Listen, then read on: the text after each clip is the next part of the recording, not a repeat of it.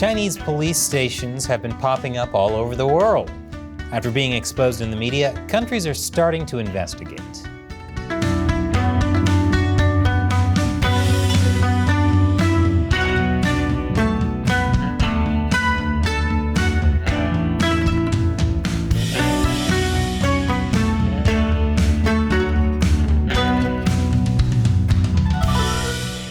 Welcome to China Uncensored. I'm Chris Chappell. The Chinese Communist Party wants you to know that if you're a Chinese citizen, they will protect you wherever you are. And if you do something China doesn't like, they will hunt you down wherever you are.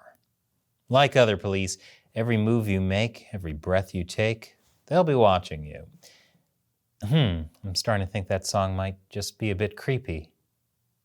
A few months ago, we did an episode on how China was setting up overseas police stations. That was based on a report by the human rights group Safeguard Defenders. Well, China's actions have now come back to bite them.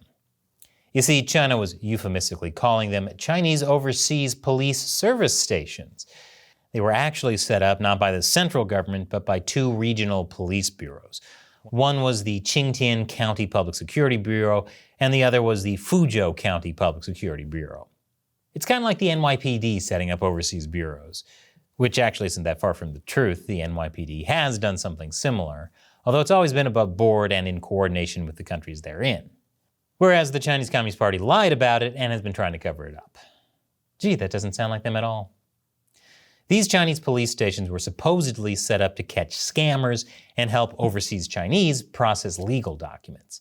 But Safeguard Defenders found that they did much more than that. These police stations were also part of a campaign to pressure Chinese citizens to return to China, supposedly to face justice for crimes they had committed in China or abroad. For example, a man living in Spain was allegedly persuaded to return to China to be prosecuted for environmental crimes. They said he was an investor in a waste oil processing plant that hadn't obtained a hazardous waste permit. Police in Qingtian, one of the counties that set up these overseas police stations, made sure a family member was sitting right next to them when they talked to the man on the phone. You know, just to make sure the consequences of not going back to China were crystal clear. In case you're wondering, yes, that was the exact same tactic used by Michael Corleone in The Godfather 2. Because when you're trying to find the best way to effectively do police work, obviously you start by imitating the mafia. Now, was this guy guilty? It's very possible. But he could also just be guilty of not paying off the right people. That's because China cares less about the environment than Nick Cannon cares about his kids. Oh, you love your kids? Name 3 of them. What the Chinese Communist Party cares about is making money, and if the environment gets in the way, well, that's just too bad for the environment. Besides the dubious charges, these overseas police stations have specifically used illegal methods adopted to circumvent official international cooperation. They're set up without the host country's knowledge or approval, and that's what made a lot of countries really angry. You know, China always talks about treating other countries with mutual respect, and mutual respect. But then it does stuff like this and doesn't even deny it. Not exactly what you do if you want people's respect. That's like saying, yeah, I drained your bank account, killed your dog, and lit your house on fire, but why don't I feel mutual respect from you? Which is not a joke, because those examples are all things the Chinese Communist Party has actually done to its own citizens. Anyway, this could be why only about 50 countries have extradition treaties with China, far fewer than with the United States. You know it's grim when even the US prison system seems great by comparison. And even in countries that do have extradition treaties with China, Chinese authorities prefer not to use that legal process. It's much faster to just intimidate people and pressure them to return to China. That's what the Shanghai Foreign Affairs Ministry told Spanish media last month. They not only didn't deny these pressure to return campaigns, but said they were needed because treaties were too cumbersome and European countries were too reluctant to extradite people. The fact that a Chinese official would publicly say they don't bother following the laws because they're just too cumbersome is just proof of how little the Chinese regime cares about the rule of law. and also that their job training is just watching mafia movies. Safeguard defenders found 54 Chinese police stations in 30 countries, many of which were in Europe and North America. As you can imagine, a lot of those countries were pretty upset when they found out that Chinese law enforcement was operating in their country without their knowledge. By our count, at least 10 of the countries have opened investigations, and some have ordered China to close them down. I'll tell you more right after this quick commercial break. Welcome back. 2 police departments in China have set up over 50 police stations in 30 foreign countries. China claims these international police stations are there to get Chinese criminals living abroad to face justice in China, or to help with administrative things like renewing a driver's license. But they've also reportedly been involved in pressure campaigns to get people to return to China to face questionable charges, which is the most common type of charge in China. According to Safeguard defenders, they've abandoned any pretext of due process. Suspects are considered guilty with no opportunity to prove their innocence in court, and they target the suspects' children and relatives as guilt by association and use them as collateral damage to get them to return. Obviously, this has sounded alarm bells in a lot of countries where these Chinese police stations are operating. As of this recording, we found 10 countries that have announced investigations into them.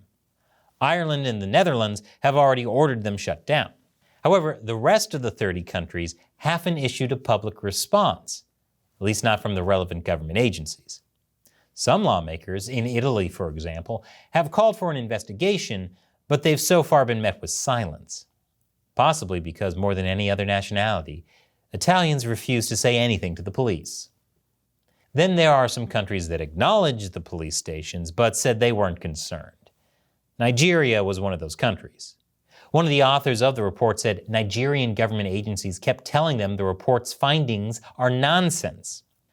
Some journalists in Nigeria said they tried to cover the story but had been warned against it and even threatened. Wow, threatened for exposing China's harmless overseas service centers? If they're so harmless, what's the problem? Hungary was also either playing dumb or willfully ignorant. It told Radio Free Europe that there is no Chinese police station operating in Hungary. I wonder if Hungary just couldn't see the police stations because of all the Chinese dollar signs covering their eyes?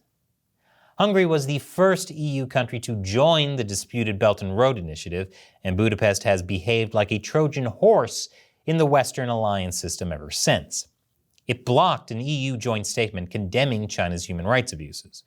And it refused to join other Western countries in banning Chinese telecom giant Huawei from its 5G network. I guess the cash got their tongue.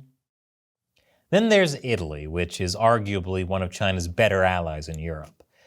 While the federal government hasn't responded to the allegations yet, one of Italy's mayors has, by saying there's nothing to worry about. In Prato, Italy, the Chinese overseas police station allegedly shares a building with the Chinese Cultural Association of the Fujian Chinese community in Italy. Prato's mayor dismissed suspicions of the police stations, citing the association's years-old and well-known operation and its civilian staff. Which means he's either confused about the difference or he's trying to downplay the seriousness of what China's doing. Let's be honest, he's not confused. When it comes to Chinese corruption, that's the only time a politician can credibly be accused of knowing exactly what they're doing. According to Safeguard defenders, these police stations often use locations owned by other businesses or organizations, especially Chinese cultural associations, which have been around for a while. But there's another reason he might not see this as a big deal.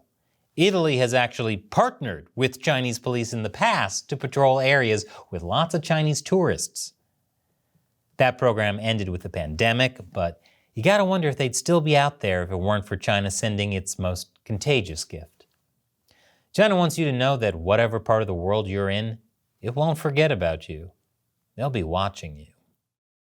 And China Uncensored would not be possible without support from viewers like you, either by liking and subscribing, sharing the show with friends and family, buying an awesome t-shirt from our merch store at chinoisecensored.tv/merchandise, or through direct support on the crowdfunding website Patreon. Those are the fans I call the China Uncensored 50 Cent Army, who join us in the fight against the Chinese Communist Party. As a thank you to them, I respond to their questions. Today's question comes from Joe Rui. Chris, I'm wondering about your thoughts on a strong policy of what I would call reciprocity. This could take many forms. For example, if China blocks U.S. reporters, the U.S. blocks Chinese reporters. If China blocks U.S. social media, the U.S. blocks Chinese social media. Sales of real estate as well? Great question. So that was a strategy a lot of people recommended and saw some use under former Secretary of State Mike Pompeo. You see, the Chinese Communist Party likes to take advantage of America's freedom to undermine those freedoms. For example, we have a free press. So China sends its propaganda agents to the U.S. I mean, the U.S. can't ban Chinese reporters, right? That would look bad. But that changed with the idea of reciprocity. Ban American reporters in China? Okay. The U.S. will tighten visa rules for Chinese state-run media. Stop U.S. diplomats from meeting officials and going to university campuses in China? Okay, now Chinese diplomats will need to get permission from the State Department to meet local officials and go to university campuses in the U.S. The problem with reciprocity is that it requires that those in charge understand clearly that the Chinese Communist Party sees America as an enemy. And it does. The CCP openly talks about being at war with the U.S., needing to destroy the U.S., and spreading international communism. The problem is not everyone in the U.S. government, and certainly not on Wall Street, understands that. If you want to hear more about reciprocity, check out our China Unscripted podcast with David Stilwell. He was the Assistant Secretary of State for East Asian and Pacific Affairs under Mike Pompeo, which means he implemented a lot of this reciprocity with China. Thanks for your question and your support. And thank you for watching China Uncensored. You can also support us by going to patreon.com/China Uncensored and contributing $1 or more per episode. That's one of the perks. You can ask me questions that I'll answer on the show. Thanks for watching China Uncensored. Once again, I'm Chris Chappell. See you next time.